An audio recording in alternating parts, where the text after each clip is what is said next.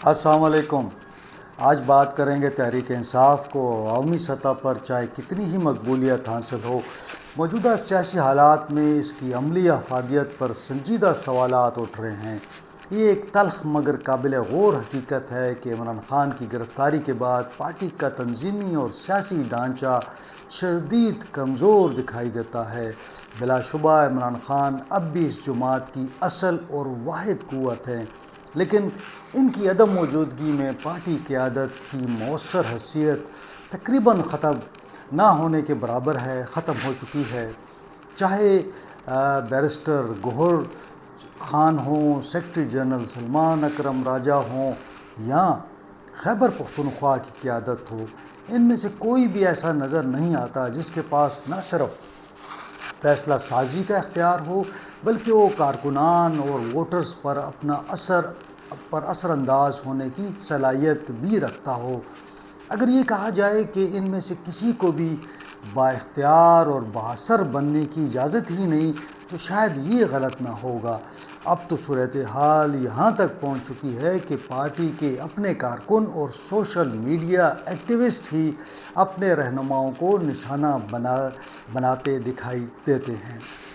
انہیں غداری کے طعنے دیے جاتے ہیں، ان کا مذاق اڑایا جاتا ہے اور پھر یہ سوال اٹھایا جاتا ہے کہ عمران خان کو رہا کیوں نہیں کروایا جا سکتا۔ یہ تنقید صرف سوشل میڈیا تک محدود نہیں رہی بلکہ بعض اوقات عمران خان کے قریبی حلقوں حتیٰ کہ ان کی بہنوں کی جانب سے بھی پارٹی قیادت پر سخت جملے سننے کو ملتے ہیں۔ ایک طرف قیادت کے پاس اختیارات نہیں، دوسری طرف توقعات کا بوجھ ان کے کندھوں پر ڈال دیا گیا ہے۔ ہر ناکامی اور ہر تعطل کا ذمہ دار بھی انہی کو ٹھہرایا جاتا ہے، جو کسی بھی سیاسی جماعت کے لیے ایک غیر صحت مند رجحان ہے۔ اصل مسئلہ یہ ہے کہ تحریک انصاف میں اس وقت اگر کوئی حقیقی اثر و رسوخ رکھتا ہے، یعنی جو اختیارات ہیں، تو وہ صرف عمران خان ہیں یا پھر سوشل میڈیا ہے۔ مگر سوشل میڈیا کی یہ طاقت مثبت سیاسی حکمت عملی کی بجائے اکثر جذبات، غصے اور نفرت کے اظہار تک محدود ہو چکی ہے۔ اس نے پارٹی کے بیانیوں کو تقویت دینے کی بجائے کئی مواقع پر نقصان پہنچایا ہے۔ تحریک انصاف کا سوشل میڈیا خود کو انقلابی ضرور کہتا ہے، لیکن اس کا زیادہ تر زور مخالفین اور حتیٰ کہ اپنے رہنماؤں کے خلاف سخت زبان اور گالم گلوچ پر صرف ہوتا ہے۔ ایسے میں سنجیدہ سیاسی حلقے اس بیانیوں کو اہمیت دینے کی بجائے نظر انداز کرنا ہی بہتر سمجھتے ہیں۔ اس انقلابی قوت کا ایک بڑا حصہ یا تو یہ جو سوشل میڈیا کی میں بات کر رہا ہوں بیرون ملک بیٹھا ہے یا عملی سیاست سے دور ہے، جبکہ ملک کے اندر بھی کارکنان کسی بڑی سیاسی قربانی یا جد و جہد کے لیے تیار دکھائی نہیں دیتے۔ یہ ایک بہت بڑا تضاد ہے کہ ایک طرف انقلاب کے دعوے، دوسری طرف عملی میدان میں خاموشی۔ ووٹر اور سپورٹر کسی تکلیف یا جد و جہد کے لیے تیار نہیں، جبکہ رہنما اختیارات سے محروم ہیں۔ ایسے میں سوال یہ پیدا ہوتا ہے کہ کیا پارٹی آگے کیسے بڑھے گی؟ تحریک انصاف کا سوشل میڈیا اگر واقعی طاقتور ہے تو اس کی طاقت کا رخ درست سمت میں ہونا چاہیے تھا، لیکن فی الحال یہ زیادہ تر اپنی ہی قیادت کے لیے مسئلہ بن چکا ہے۔ مخالفین کے لیے یہ محض ایک شور ہے، جبکہ سنجیدگی سے لینے کی ضرورت محسوس نہیں کی جاتی۔ اب صورتحال یہ ہے کہ تحریک انصاف کے لیے سب سے بڑا چیلنج بیرونی نہیں بلکہ اندرونی ہے۔ ایک ایسی جماعت جو عوامی مقبولیت رکھتی ہو مگر تنظیمی کمزوری، قیادت کے بحران اور غیر ذمہ دارانہ بیانیے کا شکار ہو، وہ دیر تک مؤثر سیاست نہیں کر سکتی۔ یہ سوال اپنی جگہ موجود ہے کہ اس صورتحال سے نکلنے کا راستہ کیا ہے؟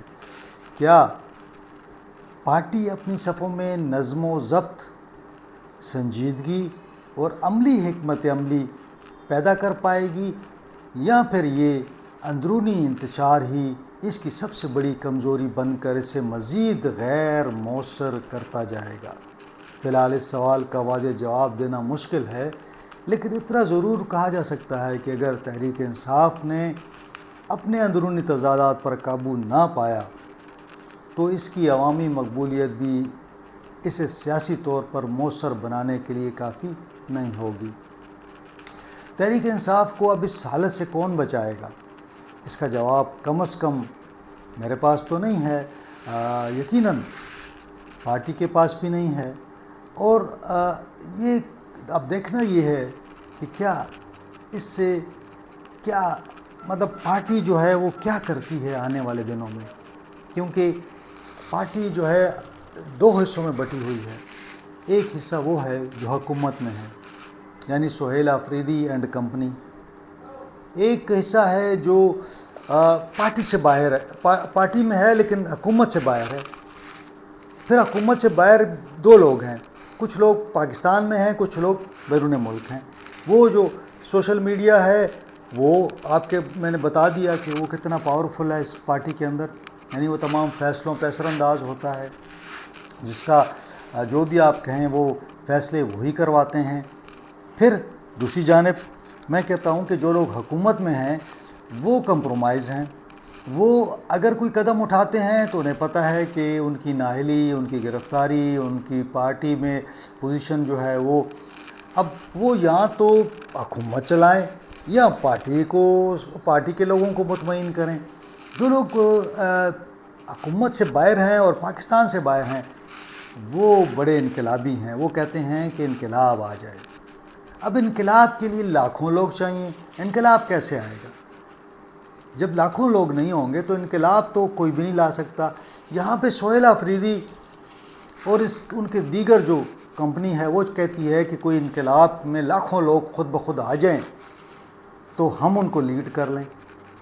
اب جو لوگ حکومت سے باہر ہیں، پاکستان کے اندر ہیں، وہ کہتے ہیں جناب یہ تو مزے کر رہے ہیں، یہ تو انجوائے کر رہے ہیں، یہ ان کی تو لاٹری نکلی ہوئی ہے، یہ لوگ تو یہاں پہ حکومت میں جو مرات ہیں وہ لے رہے ہیں جناب، گاڑیاں ہیں اور ہیلی کاپٹر ہے اور پیسہ ہے اور عیش و عشرت ہے۔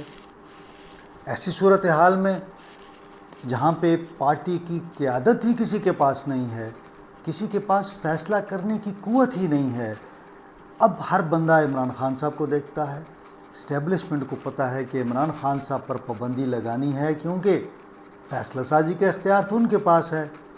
تو جب فیصلہ سازی کا اختیار نہیں ہوگا تو یہ آپس میں جو لڑائی جھگڑا ہے یہ بڑھتا رہے گا، اور اب تو واضح ڈویژن ہو چکی ہے پارٹی کے اندر۔